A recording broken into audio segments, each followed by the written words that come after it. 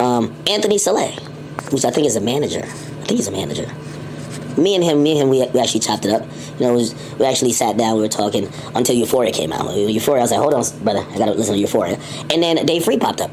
And me and Dave Free, we that was the first conversation since pretty much 2022, I think. And, at the end of the day, positive vibes. Clearly, they have a POV. I got a different POV. Most of all, I think the conversation was, they was trying to see, like, yo, are we into it or we? And I'm like, nigga, at the end of the day, I'm doing my job here. You get what I'm saying? My opinion is going to lean a certain way because y'all know what type of music I like. But, one thing I did agree with them with, some of this shit should de-escalate. And, whether it's fan-influenced or whoever else has connected to it, if it's possible, especially when it brings in third parties and family or shit like that, that shit, there's no place for that. Not shit that I'm necessarily doing, because I don't speak about, give two fucks about, talking about that. But at the end of the day, I think there were respectful conversations. I think they understand my POV. Yeah, brother, at the end of the day, Drake my favorite artist. Like, my nigga, like, what do you I don't care if I show up here today or tomorrow or the next day. Cool. Now, I understand their POV too. Bro, cool. You could kind of fall over that type of side when it comes to your music opinions. But, man, that battle been over, man. We not trying to keep digging holes where now people are, people that ain't public with it. So, we talking about like families, and don't bring families and shit like into it. So, it's the first time I talked to Dave Free in a while. I'm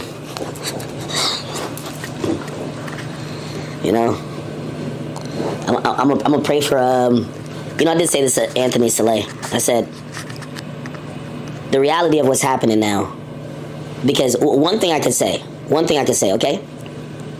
Both of them agreed and said, we understand that this musical feud is divisive. It has been good for music, and, we did our thing and we're happy about it. But it is at the point where it's gotten personal, and the parts we don't like about it is when ancillary people get consistently thrown in the mix.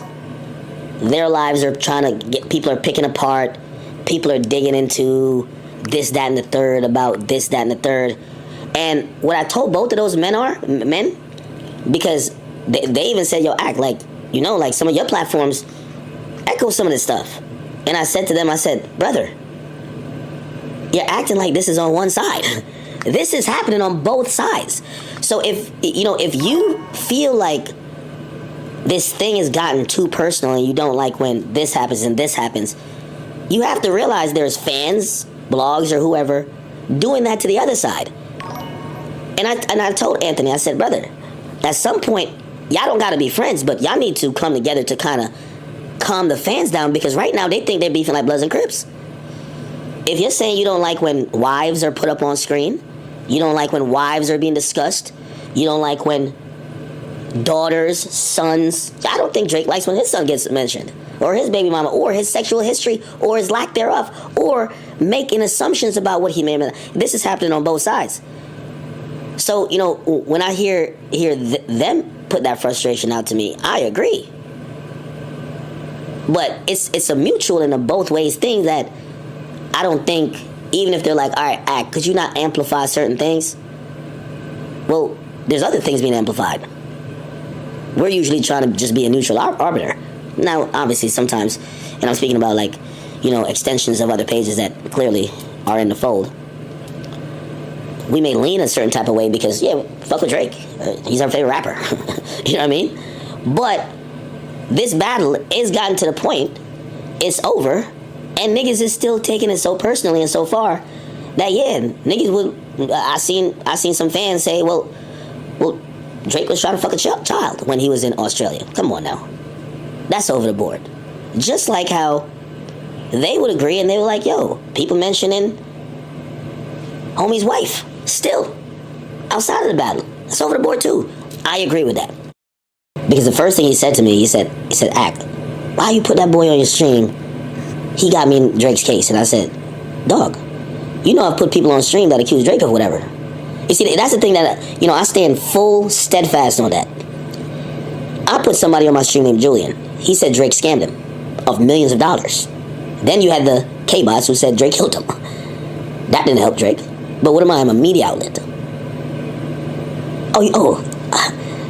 So I was telling fair is fair. I was like, listen, the person who introduced me to the person who said that you paid for botted streams, I said he's friends of, and I'm gonna redact names here. He's friends of people that y'all know, not friends of Drake. Because I don't know if y'all think he like planted him there. Then, and this is the last time I said, I'm probably gonna get off. Dave Free had a moment. He asked me. He said, he said, what are you getting from this? He says, is he paying you? And that was the most insulting thing and I had conversations with these men for a while. But the very idea that I was like a purchasable commodity was so disgusting. I reminded him, I said, I've been doing this for over 10 years. I've been doing this for over 15 years. How did you think I became me? I said, you knew about me before this shit. How did you think I became? Did you think I was a cheap hoe that just could be bought? That was the most insulting thing I could have heard. Because his idea was, well, if you're not getting paid by this guy, if Drake ain't paying you, why do you lean that much in that direction? And I was like, huh? I've never gotten paid. Like, the people who I've defended the most, I've never gotten paid from. Now I have my platform benefited? Yeah, of course. But, again, like, we don't do pay for play. Like, you can't buy my opinion. I've always said, the moment you can buy my opinion, I don't matter. The moment you could buy my opinion, I don't matter. Y'all seen Lil Baby was one of my favorite artists. He was my top 3 artists. The nigga dissed me on his album, and I just had to do it. I went on a whole campaign against him. I didn't want to do that. But that's integrity. That's morals. I was getting money with QC. I could have said, well, fuck that. The money's too good. Fuck no. So, that was something that I was a little taken aback by, because I couldn't believe it. And I think Dave Free is a very intelligent guy. I couldn't believe he thought that I was getting paid to maybe have the opinions or the POV that I have. Like, I could be a pawn for Drake or anybody else. That just wouldn't happen. Nevertheless, there was some good conversations. I've gotten, I got Anthony's contact, and hopefully, I told him, I said, listen, throughout the battle, we probably definitely came off very biased, not only because I like Drake and he's my favorite rapper, and anytime my favorite rapper is going against another person, if he's my favorite rapper, I'm going to say my favorite rapper is going to win. But you guys lost communications with us at that time, because again, whether I preferred Drake or not, if you choose to not clear anything up, like today we're talking, they mentioned a few things I didn't know. But when you choose not to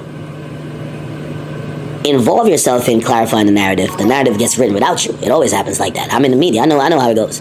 So, hopefully, my stance won't change. Drake's my favorite rapper. It won't change, ever, okay? Even if me and Drake beefing, well, depending on what beef. Because when I hate a nigga, I really hate a nigga. But, there's no money that somebody could pay me to, like, make somebody else my favorite rapper. And I hope y'all know that.